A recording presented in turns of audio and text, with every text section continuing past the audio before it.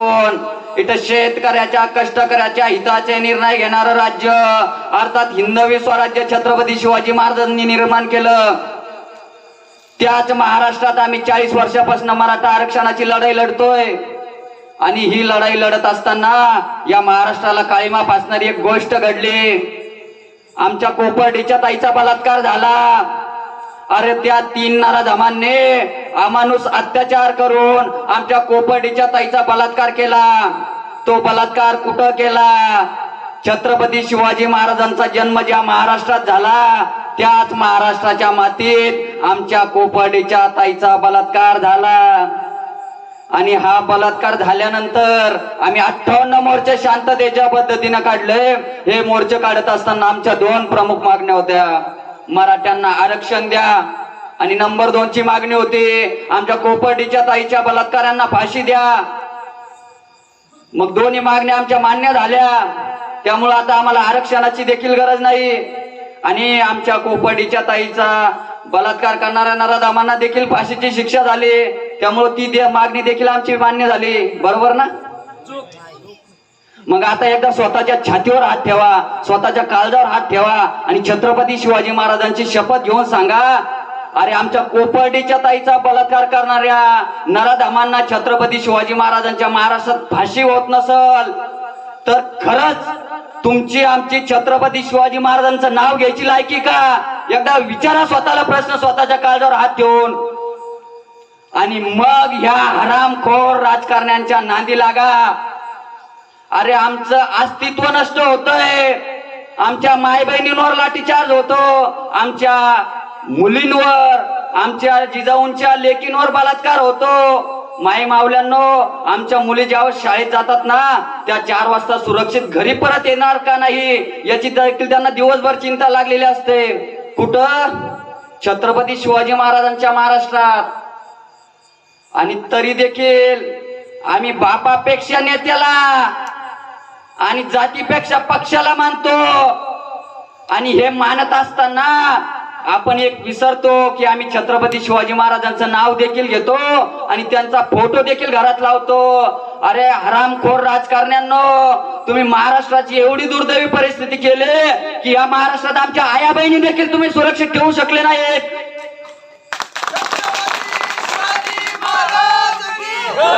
अरे तुम्ही आमच्या आया बहिणींचं रक्षण करू शकत नसाल, तुम्ही आमच्या आया बहिणींवर लाठीचार्ज करत असाल, आमच्या आया बहिणींवर बलात्कार करणाऱ्या नराधमांना तुम्ही फाशी देत नसाल तर तुम्ही हातात बांगड्या भरा हरामखोरांनो, तुम्ही हातात बांगड्या भरा आणि देश छत्रपती शिवाजी महाराजांच्या विचाराने चालणाऱ्या आमच्या सारख्या तरुणांच्या हातात द्या। या तरुणांना आम्ही सोबत घेऊन आमच्या आया बहिणींवर वाईट नजर टाकणाऱ्यांना आणि आमच्या आया बहिणींवर बलात्कार करणाऱ्यांना भर चौकात घेऊन फाशी जर नाही दिली तर छत्रपतींचा मावळा तुम्हाला सांगणार नाही। देशात आता आंडू पांडू राजकारण्यांची गरज नाही, आंडू पांडू सरकारची गरज नाही। देशात आता छत्रपती शासन लागू करण्याची वेळ आली मित्रांनो। त्यामुळे भिक्कारचोट राजकारण्यांना आता हकलून लावा। अरे यांनी 40 वर्षात आपल्याला फसवलं, मग त्याच्या सर्व पक्षीय नेते। आणि लक्षात ठेवा, आता आपण जो मनोज जरांगे पाटलांच्या नेतृत्वात मराठा आरक्षणाचा लढा लढतोय, हा लढ्याचं नेतृत्व तुमच्या आमच्या सारखे सर्वसामान्य शेतकऱ्याची कष्टकऱ्याची मुलं करताय। त्यामुळं डोक्यातून काढून टाका की हा लढा कोणत्याही राजकीय पक्षाला समर्थन करण्यासाठी किंवा विरोध करण्यासाठी असेल, तसं काहीही नाही। हा लढा फक्त आणि फक्त मराठा आरक्षणासाठीच आहे, एवढं तुम्ही डोक्यात ठेवा। त्यामुळं जोपर्यंत मराठा आरक्षण भेटणार नाही किमान 40 दिवस तरी आपला पक्ष, आपला नेता, आपला झेंडा एकच ठेवा, तो म्हणजे मराठा। आतापर्यंत लक्षात ठेवा मित्रांनो, सर्वपक्षीय नेते, अरे सर्वपक्षीय नेते आम्ही आरक्षणासाठी लढतोय। का लढतोय? अरे आमचा बाप शेती करतो, आमच्या बापाने पिकवलेल्या मालाला भाव मिळत नाही आणि आमच्या सारखे तरुण मुलं 8-8, 10-10 वर्ष शिक्षण घेताय, ज्या ठिकाणी ज्या कॉलेजमध्ये इतर मुलाला 20,000 रुपये फीस असते तिथं आम्हाला 2 लाख रुपये फीस भरावी लागते. आमचा बाप शेती करून मरतोय, आम्ही शिकून मरतोय. मग आता लक्षात ठेवा, याच्यानंतर नेत्याच्या समर्थन करायचं का मराठा आरक्षणाचं समर्थन करायचं तुम्हीच ठरवा, आम्ही सांगणार नाही. लय म्हणत होतो ना आपण, आमचा नेता लय पॉवरफुल. अरे त्या सगळ्याच हरामखोरांनी आपली बत्ती गुल केली तर कुठपर्यंत मारणार नेता पॉवरफुल. कारण आपण ज्या वेळी मराठे एकत्र आले, मराठ्यांचा इतिहास बघा. अरे ह्या देशावर आणि धर्मावर ज्यावेळी परकीय आक्रमण झाले ना, त्यावेळेस आपण स्वतःच्या प्राणाची बाजी लावून या देशाचं आणि धर्माचं रक्षण केलं. त्या मराठ्यांचे आम्ही वंशज आहोत. आणि त्याच महाराष्ट्रात आमच्या आई बहिणींवर लाठीचार्ज करण्याचं का षडयंत्र रचलं जातं, तर आम्ही शांततेच्या पद्धतीने आमचा हक्क मागत होतो. दादा सगळ्यांनी सांगितलं 58 मोर्चे काढले, 58 मोर्चे आपण शांततेत काढत होतो.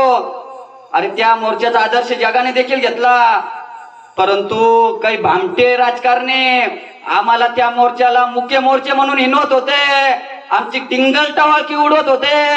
अरे हरामखोरांनो, आता मुख्य मोर्चे नाहीत, मूक मोर्चे नाहीत, आता आम्ही मराठा क्रांती ठोक मोर्चे काढतोय.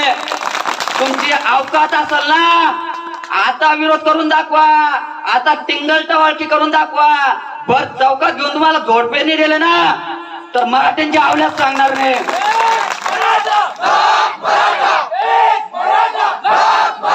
आणि मित्रांनो, आपण मराठा आरक्षणाची लढाई ज्यावेळेस लढत होतो, छत्रपती शिवाजी महाराज नेहमी सांगायचे, अरे शत्रूंची फौज मोजण्याऐवजी आपल्यातले फितूर शोधा, आपल्यातले गद्दार शोधा. आणि ते गद्दार शोधण्यासाठी आपण कमी पडलो, त्यामुळे 58 मोर्चे काढून देखील बाबा आपल्याला अपयश आलं. अरे आपल्यातले हरामखोर समन्वयक सरकारच्या मांडीला मांडी लावून बसले, त्यांनी आमचा समाज विकण्याचं काम केलंय. त्यामुळे आता आम्ही समन्वयक शब्द म्हणणं बंद केला, आता आम्ही मराठा सेवक आहोत. आणि आमच्यातलंच काही हरामखोर नेत्यांच्या जवळीक संबंध असलेले लोक आमच्या आरक्षणाला विरोध करत होते, न्यायालयात धाव घेत होते, आमच्या विरोधात याचिका दाखल करत होते. त्यात सर्वात प्रथम नाव होतं गुणरत्न सदावर्ते. अरे तो भामटा आता घरात बांगड्या भरून बसलाय आणि घरात गाढवाचं दूध पेत बसलाय. कारण त्याला आता माहित आहे मराठे चिडले, मराठ्यांनी तलवारी जरी टाकल्या असल्या तरी मराठे तलवारी चालवणं विसरले नाहीत. आणि ज्या वेळी गुणरत्न सदावर्ते सारखे हरामखोर देशद्रोही लोक आमच्या आरक्षणाला विरोध करतील, त्यावेळेस आम्ही मराठ्यांनी एकत्र येऊन त्याच्या विरोधात लढा उभा केला पाहिजे. कारण मित्रांनो, आम्ही आता आमच्या अस्तित्वासाठी लढतोय. आणि लक्षात ठेवा, येत्या 9 तारखेला मनोज जरांगे पाटील आमच्या सोबत संवाद साधण्यासाठी भोकरदनला येत आहे. 9 तारखेला म्हणजे उद्या, बरोबर ना. आणि आपल्याला सर्वाला लाखोच्या संख्येने तिथे एकत्र जमायचंय आणि सरकारला दाखवून द्यायचंय, जो तुम्ही 40 दिवस वेळ दिला होता, हा 40 दिवस आम्ही मराठे शांततेच्या पद्धतीने साखळी ठिय्या आंदोलन करतोय. तुमच्या गावकऱ्यांचं अभिनंदन करतो, तुम्ही देखील साखळी ठिय्या आंदोलन गावात चालू केलं. आणि सरकारला दाखवून द्यायचंय की आम्ही फक्त शांततेच्या मार्गाने आता एकत्र आलोय. जर 40 दिवसानंतर आमची मागणी जर मान्य नाही केली ना, हातात दांडके घेऊन तुमच्या कंबरके फोडल्याशिवाय आम्ही शांतने बसणार. कारण ज्या वेळी आम्ही शांततेत बसलो ना, सरकारने आमच्या विरोधात षडयंत्र केलं. आणि ज्या वेळेस आम्ही आक्रमक झालो ना, सरकारने संपूर्ण आमचे विरोधक आमच्या समोर झुकले. हा आमचा इतिहास आहे. त्यामुळे लक्षात ठेवा, ज्या वेळी आपण छत्रपती शिवाजी महाराजांच्या महाराष्ट्रात जन्माला आलो, सगळ्यांना हात जोडून विनंती करतो, तरुण बांधवांना, आपल्या माय बहिणींवर कोणी वाईट नजर टाकत असेल ना, त्याचे हातपाय तोडण्याची ताकद ठेवा. कारण परिस्थिती सांगतो दादा, 2016 पासून पूर्ण वेळ काम करतो. आमच्या मराठा समाजाच्या मुलींना पळवण्याचं काम केलं जातं, त्यांना प्रेमाच्या जाळ्यात फसवलं जातं आणि नंतर त्यांच्यावर बलात्कार केला जातो. आणि आम्ही आरक्षणाच्या बाबतीत जेवढं सक्रिय आहे, तेवढं आमच्या आई बहिणींचं रक्षण करण्यासाठी देखील आम्ही सक्रिय राहिलं पाहिजे. आणि उद्याच्या सभेचं बोल देण्यासाठी आम्ही या ठिकाणी आलोय. त्यामुळे सर्वांना हात जोडून विनंती करतो, की सर्वांनी जास्तीत जास्त संख्येने उद्या मनोज दारंगे पाटील यांच्या भोकरदनच्या सभेला या.